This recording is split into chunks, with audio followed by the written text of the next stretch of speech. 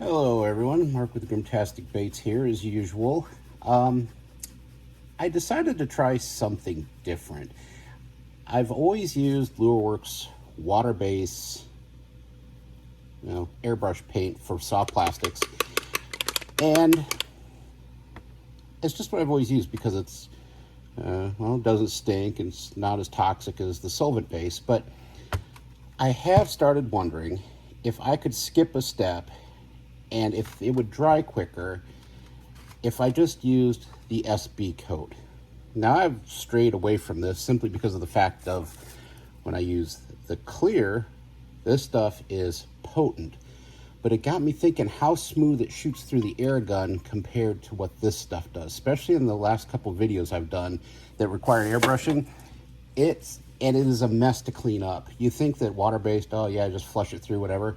I actually seem to have to scrub pretty hard to get this stuff out. So today, I'm going to actually be trying two things. First, I'm going to be comparing the SB coat to the water-based coat. And then I had a really stupid idea. I thought, let's try something fabulous. Sorry about that. I had to. You have to say it like that when it's fabulous. But I was thinking, if you didn't have an air gun, could you use one of these little aerosol or pump sprayers to put paint in and actually spray it if you don't need to be detailed? If you have a stencil and you're not drawing fine lines, you're trying to keep within boundaries, and you're just going to hit it with a stencil, could this be a quicker, easier way to do that? And you'd actually be able to store the paint inside. Now, my only concern is, being a solvent, how is it going to treat the plastic pieces in here? I had some that were ordered up from Amazon that was a glass liner and metal, and I thought that'd be the way to go, but gee whiz, good job, Amazon. You lost the order and canceled it. So I was out and about, so I just grabbed these. But I figured, good experiment. We'll try that out. So first off, let's go ahead and grab a platform, being I made up some completely white baits, just plain old 4.1 inchers. And I am going to, I have the fan running, I do have ventilation going. I'm going to try and do this without a mask so you can all hear me. Oh, my Lanta, that thing is...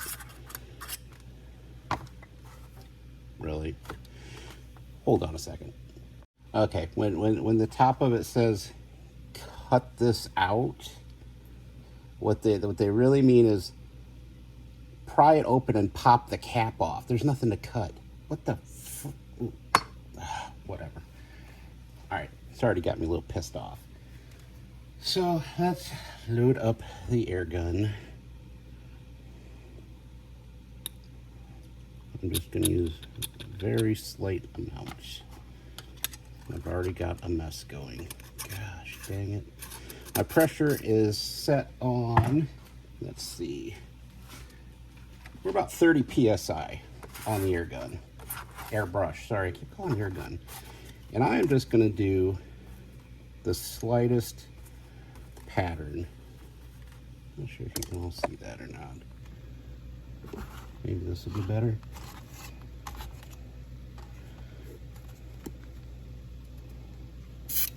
Ooh, that flows way nicer. All right, already I'm pretty impressed. The smell is not bad either. It's not making me gag or anything. It's not like my lungs want to collapse on me. So there's one side, and it does seem to be drying pretty quick. The thing I'm really concerned about is how well the durability is. Do I have to go over this with a clear coat when I'm done, or will it be strong enough by itself? So that is one of the reasons for wanting to do this. I'm going to now load up some of that into my fabulous little sprayer here and see what we can get out of that. All right, got it loaded up. Let's see if this thing will actually...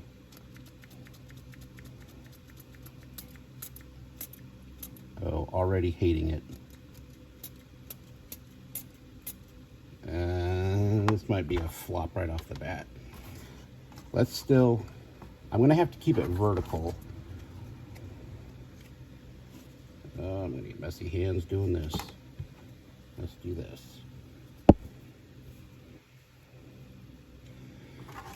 So if I don't keep it vertical, it's not gonna spray out properly. Here's the other downfall is, I don't know.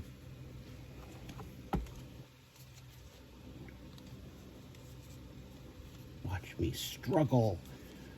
I'm trying to do this so you can all see it. I'm trying to give it the fairest shake I can too.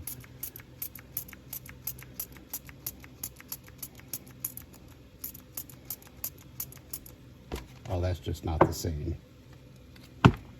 Oh, folks at home, don't do this.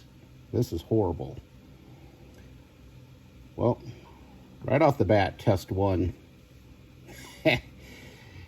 Well, gee, you tell me, which looks better? Sorry about that, freaking air compressor. Anyway, switched over to a 5.6. I'm going to hit this with the black solvent also. And I'm just going to do a different pattern this time.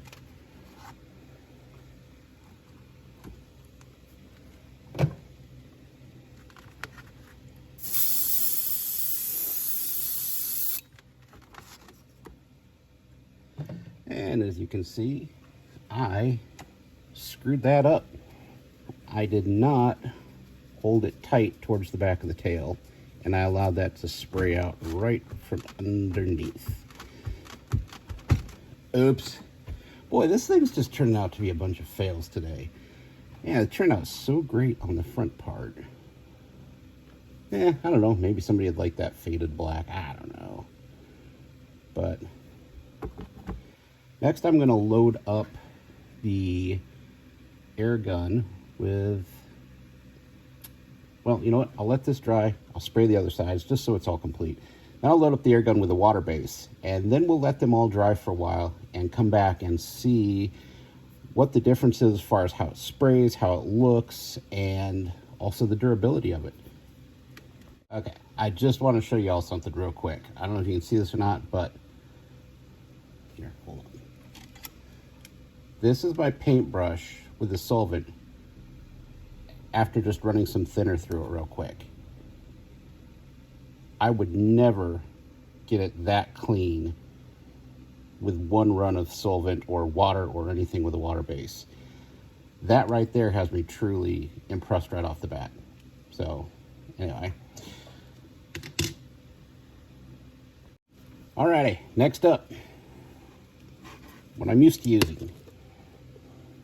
You can see just, it's thicker, even when you thin it down with a little bit of water. It's, I don't know, just not liking it as much. I'm already liking the solvent more.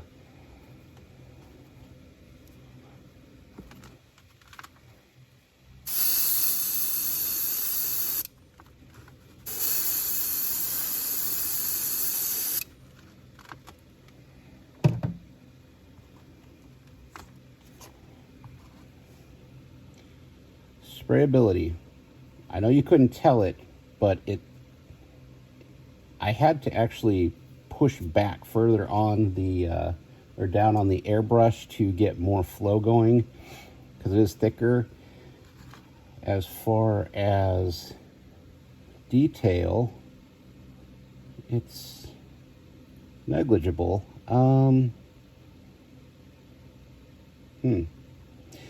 There's less. Well, I held it down tighter. On the other one, I didn't hold it the stencil down tight, and I got underspray. So that wasn't really fair to say that it doesn't underspray as much, because I did tighten it up and go back on this side and attempted to do it, and there is less underspray when you hold it down.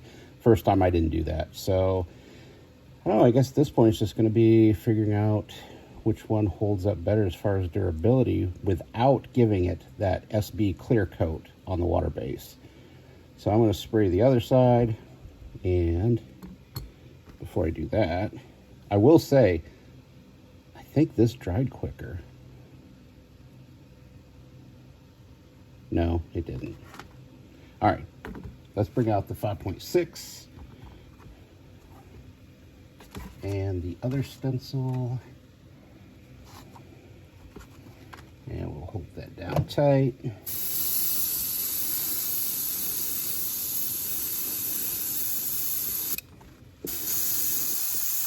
Was not holding down tight enough.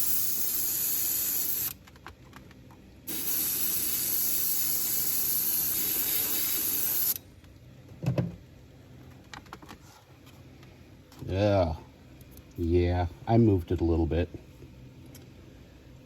Got some underspray. Still, here's the other thing I'm noticing, is the tones are not as dark. Like, you can really adjust how dark, like, look at this thing. That's the SB when I was using the pump spray. It's a glossy, shiny, wow, it's already, look at that. It looks like it's wet, and it's not. The SB coat has a much nicer, shiny look to it than what the Waterbase does. In fact, let me just... we'll hit that eye up, and when that dries, we'll take a look and see how that is in comparison to that. But I'm going to spray the other side up, and I'll be back with you. I am back. They are dried. Let's see if we learned anything. What I'm going to do first is, well, you know what? A little water left from cleaning out the airbrush. This is the, you know what? Let's try the Waterbase first. Let's see what happens if you were to get this wet.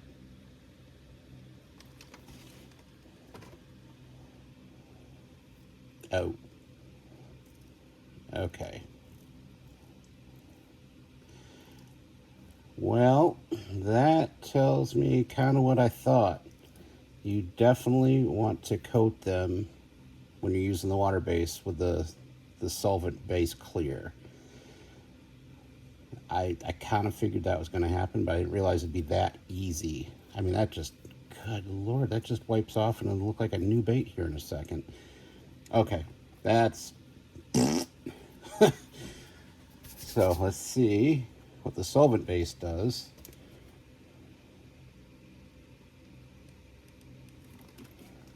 Okay. All right. I think we're all seeing what's happening here. I'm putting a lot of pressure on that. You know what?